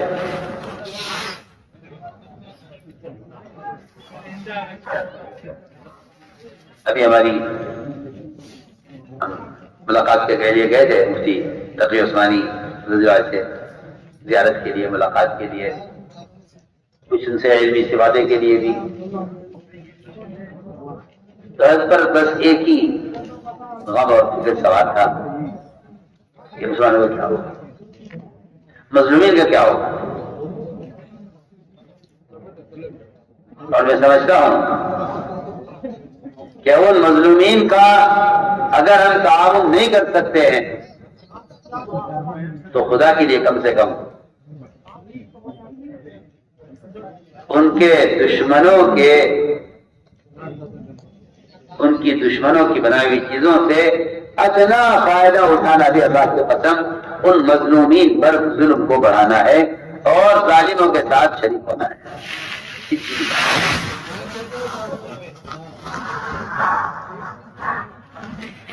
قرآن نے صاف کہہ دیا ولا تعاونوا علی البر والعدوان.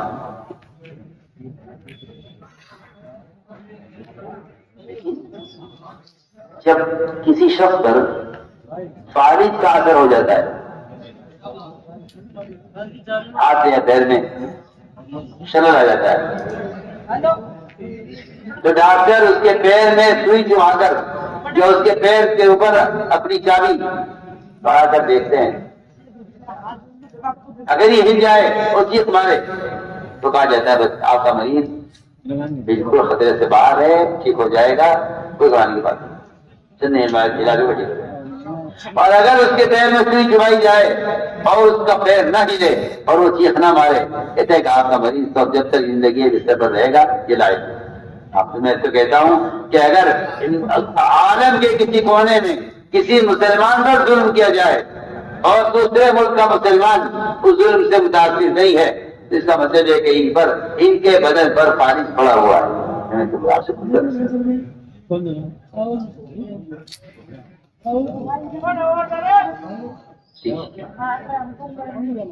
یہ اس بات کی علامت ہے کہ مسلمان نے مسلمان کے تعاون سے ہاتھ کھینچ لیا ہے اور بلکہ ظالموں کے تعاون کے لیے ہاتھ بڑھایا ہوا ہے.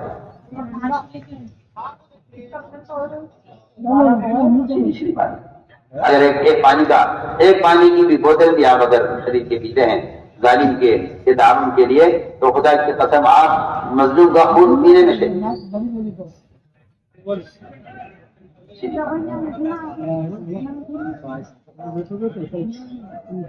اگر آپ اسے معمولی چیز سمجھتے ہیں تو میں کہتا ہوں کہ اس چیز کو معمولی سمجھنے والے کو اللہ کے عذاب سے ڈرنا چاہیے بلکہ احترام کرنا چاہیے.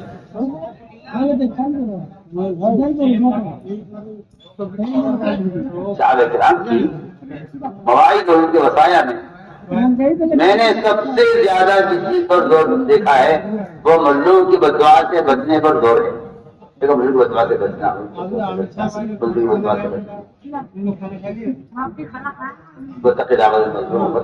مظلوم کہ مظلوم کی بددعا رات کے اندھیرے میں ایسے وقت سفر کرتی ہے آسمانوں کا جب لوگ بھرے ہوتے ہیں، جب لوگ اس وقت مظلوم کی بددعا آسمانوں کا سفر کرتے. میں نے ایک بات ایسی ہے کہ سارے مسلمان ایک دن زیادہ کی طرح ہے. اگر پیر کے انگوٹھے میں زخم ہے تو اس کے لیے آنکھ جاگی تھی. جو مسافت پیر کے انگوٹھے اور آنکھ کے درمیان میں ہے، یہ میں کہنا چاہتا ہوں کہ یہ مسافت آپ کے ملک اور جن ممالک میں ظلم ہو رہا ہے یہ ان کے درمیان کی مسافت ہے. اگر آپ یہاں جاگ رہے ہیں ان کے لیے تو کہا جائے گا ایک قسم ہے. لیکن مجھے پھر ایک بات کہنی کہ ہاں ایسے مسلمان دنیا میں ہیں کہ جو ایسے مظلومین کے لیے کوشش بھی کر رہے ہیں، دعائیں بھی کر رہے ہیں اور مزید کہ کسی پریشان حال مسلمان کے کام کوئی غیر مسلم بھی اس کے کام آ سکتا ہے اور آ جاتے ہیں. اور ایسے غیر مسلم بہت ہیں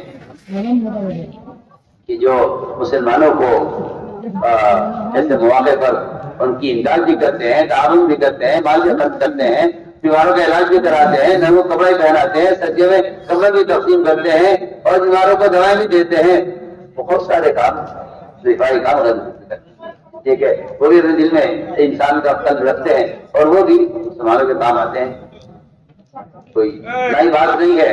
اور ایسے ایسے ایسے پاکیزہ قلوب رکھنے والے ہریالی بہت ہیں. میں آپ سے عرض کرتا ہوں کہ پھر یہ مسلمان کا کمال نہیں ہے صرف کہ وہ کسی مسلمان مصیبت زدہ کے کام آ جاتا ہے. یہ کام غیر مسلم بھی کر سکتے. میں نے جو حدیث عرض کی ہے کہ ساری مسلم کے اعلیٰ کی طرح ہے، میں اس حدیث سے یہ اگلی باتیں کہنا چاہتا ہوں کہ اس سے بڑھ کر ذمہ داری یہ ہے مسلمان کی کہ اگر دنیا کے کسی کونے میں کوئی مسلمان نعوذ باللہ اسلام سے پھرتا ہے یا نعوذ باللہ، ابھی ایک گھر میں ایک چھوٹی بچی کے انگلی دروازے میں پھنس گئی، ڈاکٹر نے کہا یہ انگلی کاٹنی پڑے گی، سڑ گئی چیزوں کاٹی، اس عزو کے گھٹنے پر سارا گھر ہو رہا تھا، میں درمیان میں بتا دیا، ایک چھوٹی انگلی بچی کاٹی گئی، سارا گھر ہماری بچی میں عیب ہو جائے گا، ہماری بچی بڑی ہوگی، اس کی ایک انگلی نہیں ہوگی۔ سنو میں مثال دے رہا ہوں، اس ایک عضو کے کٹنے پر پورا گھر ہو رہا ہے۔ اگر مسلمان عالمی خدا پر اپنے آپ کو اس حدیث کی وجہ سے ایک قسم یقین کرے تو میں کہتا ہوں کہ ایک مسلمان کا کسی علاقے میں مرتد ہونا یہ اس کو اس سے زیادہ غم ہونا چاہیے کہ ہمارا ایک عضو کٹنے لگو۔ احساس مردہ ہو چکے ہیں، کچھ نہیں۔ ایک آدمی مرتد ہوا دونوں کے زمانے میں، حضور نے فرمایا اللہ اطعمتہ رغیف، ارے تو نے اسے گھی کی روٹی کیوں نہ کھلائی اور تو نے اسے پراٹھے کھلائے ہوتے تو مرتد کیوں ہوتا؟ شاید تم سے ہی کوئی کمی ہوئی ہے اس کے حق میں جس سے وہ اسلام سے برگزن ہو گیا۔ اگر اس کو تم روٹی کھلاتے چپڑی ہوئی گھی کی تو شاید سارا مرتدہ ہوتے، یا تمہارے نے حضور نے یہ فرمایا اس مرتد ہونے والے کہ علاقے کے لوگوں سے یہ فرمایا کہ وہ مرتد اس لیے ہو گیا کہ شاید تم نے اس کا اکرام نہیں کیا۔ تو میں عرض کرنا چاہتا تھا ایک بات کہ حدیث جو میں نے بیان کی ہے، اس حدیث کے یہ دو رخ ہیں۔ اس حدیث کا تقاضا یہ ہے کہ مسلمان کے جانی اور مالی نقصان سے بھی متاثر ہو اور اس سے زیادہ بڑھ کر عرض کر رہا ہوں کیونکہ جانی مالی نقصان تو ابدی جو نقصان آخرت کا ہے۔ اگر کوئی مسلمان کوئی فریضہ ضائع کرتا ہے تو دنیا کے مسلمانوں کو اس کے اس فریضے کے ضائع ہونے پر اس طرح متاثر ہونا چاہیے۔ یہ حدیث کا میں نے دوسرا مفہوم عرض کیا ہے، کیونکہ دوسری روایت ہے جسے فرمایا کہ سارے مسلمان ایک کشتی کا سوار ہیں، اس میں اگر کوئی آدمی سوراخ کرے گا تو اگر اس کے ہاتھ میں پڑے گا سب کے سب غرق ہو جائیں گے۔ یہ دونوں روایتیں ملا کر آپ غور کیجئے تو صرف مسلمان کا مسلمان کے دنیاوی کاموں میں کام آ جانا، یہ دنیاوی تقاضوں کا پورا کر دینا، یہ کوئی کمال نہیں ہے۔ اصل تقاضا اس کا ہے کہ مسلمان کی بے دینی سے اور مسلمان کے فرائض کو ضائع کرنے سے اسی طرح متاثر ہو اس طرح ایک آدمی کے اپنے بدن کے سے کٹنے سے اس کا بدن متاثر ہوتا ہے، یا بدن کے ایک عضو کی بیماری کا اثر پورے بدن پر پڑتا ہے۔ دل میں سانا آیا تو صحابہ سے تمہیں فلاں علاقے میں فقر آ گیا ہے، ان کی مدد کے لیے کوئی انتظام ہے؟ صحابہ نے کہا فرمایا ابوبکر عمر سب نے کہا کہ کچھ نہیں۔ یہ بیٹھے ہوئے دل میں سانا، انہیں موقع اچھا لگا، انہوں نے فوراً اپنے پاس سے سونا نکالا آپ کے لیے، آپ نے پیش کیا اور یہ کہا یہ سونا لیجیے اور مسلمانوں کی مدد کر دیجیے۔ میں نے بھی کہا تھا کہ مسلمان کی مدد غیر مسلم بھی کر دے گا، مسلمان کی مدد غیر مسلم بھی کر دے گا، مگر غیر مسلم اسلام کی مدد نہیں کرے گا۔ اسلام کی مدد صرف مسلمان ہی کر سکتا ہے۔ میں بہت کام کے بعد آپ سے کہہ رہا ہوں، یہ جو آج کل ایسے مالدار قسم کے لوگ جو بشیریں بنا دیتے ہیں، مدرسے بنوا دیتے ہیں اور جو ہے پانی کی کنویں اور پانی کی ٹاول لگوا دیتے ہیں، یا بیماروں کے لیے اسپتال فری کا بنا دیتے ہیں، اللہ نے مال دیا ہے، وہ سمجھتے ہیں ہم نے کام پورا کر دیا کیونکہ ہم نے مسلمانوں کی ضرورت کا انتظام کیا ہے۔ میں آپ صاحب سے عرض کرتا ہوں کہ ایسا کوئی بھی خیر کا کام کرنے والا اگر وہ مسلمان کو اللہ کے فرائض پر لانے کی کوشش نہیں کر رہا ہے، سنو میں کچھ کہہ رہا ہوں، اگر مسلمان کو اللہ کے فرائض پر لانے کی کوشش نہیں کر رہا ہے تو یہ مسلمان مسلمان کی مدد کر رہا ہے جس کے لیے اسلام بھی شرط نہیں ہے، اس کے لیے یہ مسلمان کی مدد، یہ مسلمان کی مدد کر رہا ہے، اس کے لیے اسلام بھی شرط نہیں ہے، غیر مسلم یہ کام کر سکتا ہے۔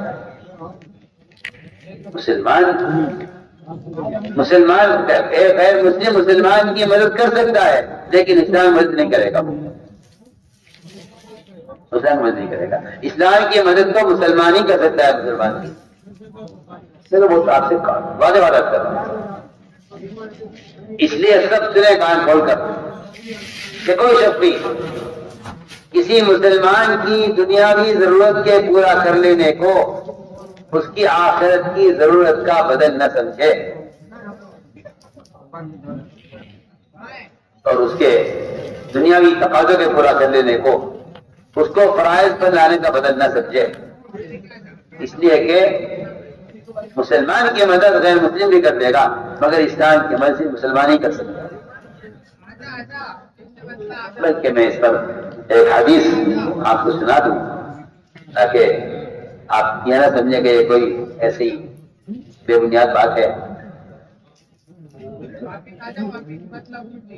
فرماتے ہوئے رضی اللہ تعالیٰ کہ میں بیٹھا ہوا تھا آپ کی خدمت میں، ایک صاحب آئے، آ کر سوال کیا کہ یا رسول اللہ، اگر میں مدینہ منورہ میں رہ کر 6000 سونے کی اشرفیاں مدینہ منورہ میں رہ کر کسی خیر کے کام میں خرچ کر دوں تو کیا یہ میرے اللہ کے راستے میں نکلنے کا بدل ہو جائے؟ کہ میں نہ نکلوں جماعت میں نہ نکلوں دعوت اللہ کے لیے، لیکن میں اپنے مقام پر رہ کر یہ 6000 یہ 6 جو ہے 1000 سونے کی اشرفیاں یہ میں کسی کار خیر میں خرچ کر دوں تو کیا ہے میرے اللہ کے راستے میں نکلنے کا بدل ہو جائیں گے؟ آپ نے فرمایا جو شخص اللہ کے راستے میں نکلا ہوا ہے دعوت اللہ کے لیے، وہ فرمایا کہ جو اللہ کے راستے میں نکلا ہوا ہے اور سو رہا ہے اللہ کے راستے میں وہ بھی تجھ سے افضل ہے۔ کیوں؟ اس لیے کہ تم بے شک خیر کا کام کر رہے ہو مگر ایک مسلمان کو جہنم سے بچا دینا، ایک مسلمان کو جنت راستے پر لے آنا، یہ اس کی ابدی زندگی کا بتانا ہے۔ میں اس کی مثال دیا کرتا ہوں کہ آپ کسی فقیر کو، کسی محتاج کو ایک وقت کھانا کھلا دیں، یہ زیادہ بہتر ہے یا آپ اس محتاج آدمی کو کوئی دکان کر کے دے دیں، آپ 2 4 10 5 لاکھ روپے خرچ کر کے اسے دیں کہ بھائی آپ لے لو اور آپ یہ دکان لو، یہ مال لو، تجارت کرو، وہ بھی پلے گا، اس کا خاندان پلے گا۔ میں کہتا ہوں آپ کسی کو کوئی زمین ہدیہ کر دو، جی فقیر کو 1 روپے کھانے کھلا دو، بتاؤ کون سی چیز زیادہ بہتر ہے؟ آپ اسے ایک زمین دے دیں زراعت کے لیے کہ تم اس سے کھیتی کرو، اپنے خاندان کو ہمیشہ کے لیے پالو، یا صاحب 1 روپے کھانے کھلا دیں۔ ان دونوں میں کون سا زیادہ بہتر ہے، کون سا زیادہ دیرپا ہے اور کون سا زیادہ مجاہدے کا اور قربانی کا رہتا ہے؟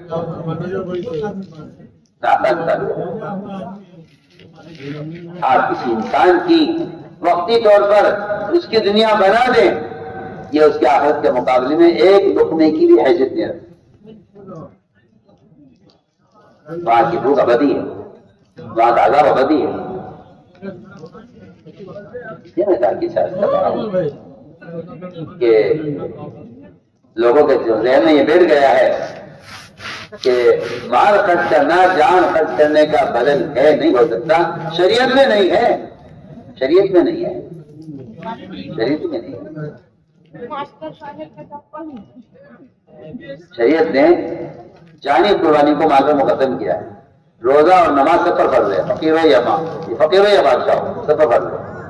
زکات حج سب پر فرض نہیں ہے، اس کے لیے مال ہے، اس ساتھ تو حج اور زکات فرض ہے، ورنہ مالی قربانی سب پر فرض نہیں ہے، جانی قربانی سب پر فرض ہے، نماز اور روزہ۔ رضوان سالہ نے آپ کو مال پیش کیا، آپ نے اس غیر مسلم کے مال کو لے کر ان پر خرچ کیا اور اس کو قرض کے طور پر کہا ہم فلاں تاریخ میں آپ کو اتنی کھجوریں دیں گے۔ وہ تاریخ آ گئی، اس تاریخ کے آنے سے 3 دن پہلے آپ سے نہ تو خیال نہیں 3 دن باقی ہیں، اس لیے کہ حضور اکرم صلی اللہ علیہ وسلم وعدے کے بڑے پکے اور بڑے پابند، نبوت سے پہلے بھی آپ نبوت سے پہلے بھی وعدے کے اتنے پکے تھے۔ اس زمانے میں تو اللہ تعالیٰ فرمائے مسلمان وعدہ خلافی ایسا مشہور ہو گیا ہے کہ آدمی سوچتا ہے کہ معاملہ کسی غیر سے کر لوں، کیا کروں، یہ تو پتہ نہیں وعدہ پورا کرے گا نہیں کرے گا۔ حدیث میں آتا ہے کہ مذہب کا فرق، میں حدیث کا عمر کرا، مذہب کا فرق مجھے میرا حق دلوا دے گا۔ ہم بہت اہم بات کرتے ہیں، حدیث کا عمر کر رہا ہوں کہ اگر ایک یہودی ہے، نصرانی ہے، تو یہ اس کا مذہب میرا مذہب الگ ہے، تو وہ شاید مذہب کا فرق میرا حصہ اور میرا حق مجھے دلوا دے، لیکن خبر نہیں میرا مذہب کا آدمی وہ میرا حق دلوائے گا یا نہیں دلوائے گا۔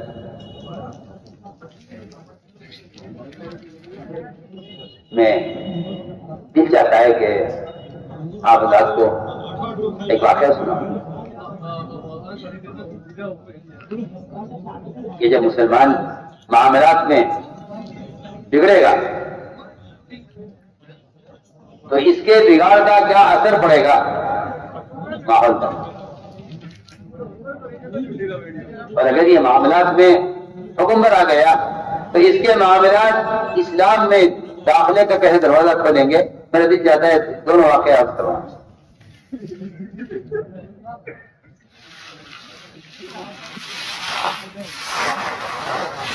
ایک صاحب نے بیان کیا کہ ایک نصرانی میرا دوست تھا، بچپن سے برابر کا گھر بالکل ایک ہی بات پیچھے، ادھر میرا کہ بچپن سے ساتھ رہے، ساتھ پڑھا، ساتھ رہے، روزہ نہ کبھی لگے گا۔ یہ ماشاءاللہ ٹھیک ٹھاک مسلمان اپنے، اس لیے کہ غیروں سے اخلاقی طور پر ملنا یہ تو ان کے خیر کی طرف آنے کا ذریعہ ہے، اور ان سے ان کے مذاہب، ان کے طریقے اور ان کی رسومات اس اعتبار سے ملنا یہ مسلمان کے بیر ہونے کا ذریعہ ہے۔ تو کہہ رہا ہوں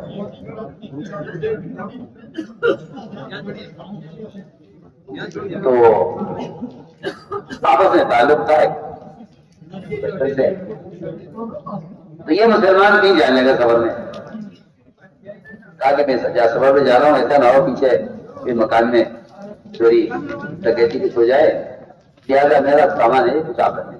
مالدار مسلمان کا بہت، اس نے ایک صندوق میں اپنا سارا گھر کا جو مال، سونا، نقدی وغیرہ تھی اور سب کر کے اس کو حوالے کر دی کہ تم رکھ لو گھر میں، تو تم تو گھر میں ہو، میں ذرا سفر میں آتا ہوں۔ ٹھیک ہے، رکھ دیا سفر سے واپس آیا، آتے ہی ملاقات کی اس سے کہ بھئی وہ ہمارا سامان دے دو، وہ مالیت اتنی تھی اس کی نیت خراب ہو گئی۔ ایسے سامان کہ وہ میں آپ کے پاس رفائی کیا تھا کہ آپ کی میری کوئی ملاقات نہیں ہو، آپ کا میرے پاس کوئی سامان نہیں ہے۔ اس نے یہ بڑا پریشان ہوا، خوشامد دیکھی، یاد دلایا، وہ مان کے نہ دیا، نصرانی کہتے نہیں میرے پاس اس کے سننے کچھ نہیں آیا، یہ گیا اس کے پادری کے پاس، کیا کہتے کوئی صاف صاف بات ہے، یہ میرے ساتھ یہ ہوا ہے اور آپ میرے کو بند کر سکتے ہیں۔ ٹھیک ہے، اس نے قلم اٹھایا، کاغذ اٹھایا، کچھ لکھا اس نے اور بند کر کے لفافے میں رکھا، اس مسلمان کو دیا کہ اس کو آپ پڑھیں گے نہیں، آپ اس کو پڑھیں گے نہیں، یہ سیل بند خط ہے، یہ لے جا کر اس کو دے۔ اس نے جا کر اس کو دیا، دوست کو اپنے پڑوسی کو اس نے کھولا، کھول کے پڑھا، کھول کے بیٹھے بیٹھے میں گیا اس کے گیا فوراً وہ صندوق اٹھا کے لایا، اس کا امانت اس کو واپس کی کہ بھائی آپ نے معاف کرنا، مجھ سے غلطی ہو گئی ہے، یہ آپ کی امانت آپ کیا ہوا؟ جو ہوا چھوڑ دیا اس کو، آپ کی بات میں کیا کہ میں 1 مہینے سے پریشان ہوں اور آپ 1 مہینے کے بعد امانت واپس کر رہے ہیں، وہ بات کیا ہے؟ دوست کی اپنی جگہ، لیکن مجھے بتا دو پرچے میں چاہیے. اس نے کہا اس پرچے میں پادری نے یہ لکھا تھا کہ تو مسلمان کب سے ہو گیا کہ تو خیانت کرنے لگا، چوری کرنے لگا.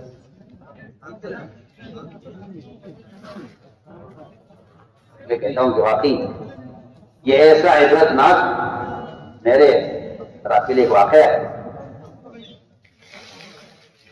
کہاں وہ زمانہ تھا کہ جسے معاملہ کرنا ہے مسلمان سے معاملہ کرنا، جسے معاملہ دیکھنا ہے مدینہ منورہ چلا جائے.